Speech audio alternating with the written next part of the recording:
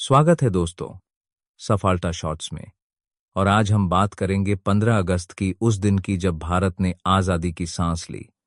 लेकिन क्या ये आज़ादी रातों रात मिल गई थी, या इसके पीछे संघर्ष और बलिदान की लंबी दास्तान छुपी है? बहुत बढ़िया सवाल।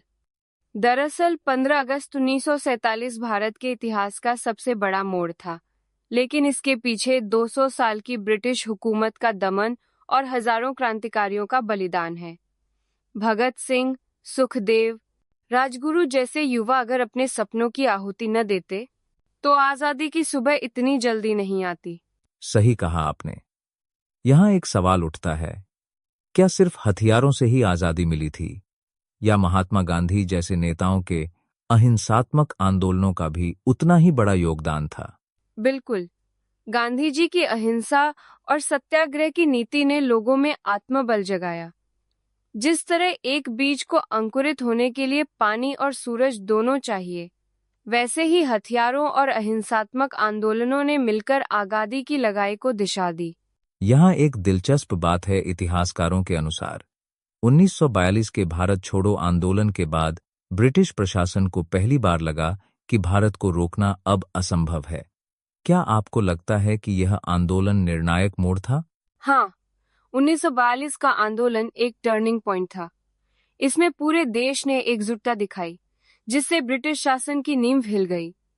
यह दिखाता है कि जब पूरा समाज एक लक्ष्य के लिए खड़ा हो जाए, तो असंभव भी संभव हो जाता है। अब जब हम आज़ादी का जश्न मनाते हैं, तो क्या यह केवल एक ऐतिहासिक घटना की याद है, या इसके साथ कुछ जिम्मेदारियां भी जुड़ी हैं? बिल्कुल। स्वतंत्रता दिवस सिर्फ जश्न नहीं, बल्कि जिम्मेदारी की भी याद दिलाता है। तिरंगे की हर लहर हमें बताती है कि ये आज़ादी लाखों लोगों की कुर्बानी से मिली है। हमें इसे हल्के में नहीं लेना चाहिए। अगर हम जिम्मेदारियों की बात करें, तो आज के युवा क्या कर सकते हैं ताकि देश को आगे बढ़ाया जा सके?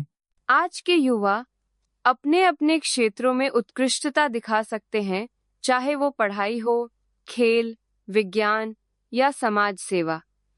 जैसे एक ईंट से दीवार बनती है, वैसे ही हर नागरिक की मेहनत से देश मजबूत होता है।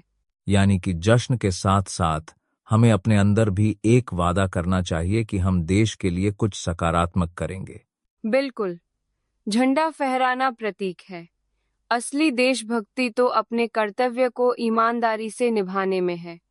यही आजादी की असली रक्षा है।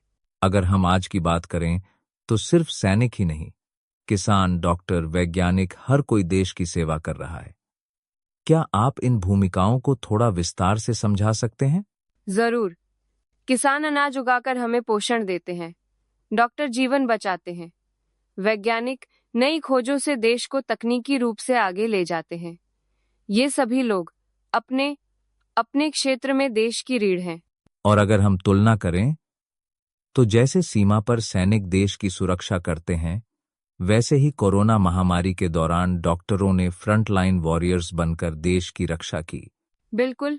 और इस तरह के उदाहरण दिखाते हैं कि देश सेवा सिर्फ वर्दी पहनने से नहीं, बल्कि अपने काम में 100% देने से होती है। अगर हर व्यक्ति अपने हिस्से की जिम्मेदारी निभाए, तो देश स्वतः आगे बढ़ेगा। तो क्या यह कहना सही होगा कि देशभक्ति अब सिर्फ युद्ध तक सीमित नहीं रही, बल्कि रोजमर्रा के जीवन में भी झलकती है? बिल्कुल सही। आज के समय में देशभक्ति का मतलब है ईमानदारी, मेहनत और समाज के लिए कुछ अच्छा करना। यही असली राष्ट्र सेवा है।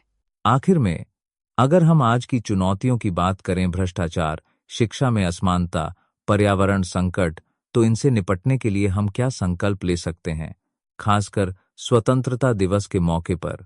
बहुत जरूरी सवाल है। हमें खुद से वादा करना चाहिए कि सत्य और ईमानदारी के रास्ते पर चलेंगे, गलत के खिलाफ खड़े होंगे और अपने अधिकारों के साथ कर्तव्यों को भी निभाएंगे। कई बार लोग सोचते हैं, मेरे अकेले के करने से क्या फर्क पड़ेगा? लेकिन इतिहास बताता है कि एक एक व्यक्ति की कोशिश से ही बड़े बदलाव आते हैं। जैसे गांधी जी के एक कदम ने पूरा आंदोलन खड़ा कर दिया था। बिल्कुल। हर छोटा कदम मायने रखता है। अगर हम सब छोटे छोटे सकारात्मक बदलाव लाएं, जैसे ईमानदारी से टैक्स देना, पर्यावरण की रक्षा करना या दूसरों की मदद करना तो देश तेजी से प्रगति करेगा। तो इस स्वतंत्रता दिवस झंडा फहराने के साथ साथ हमें अपने भीतर भी संकल्प की ज्योत जलानी होगी कि हम देश को बेहतर बनाने की दिशा में आगे बढ़ेंगे। यही असली देशभक्ति है। देश हमसे है और हम देश से हैं। अगर हर नागरिक ये भावना रखे तो भारत का भविष्य सुनहरा होगा।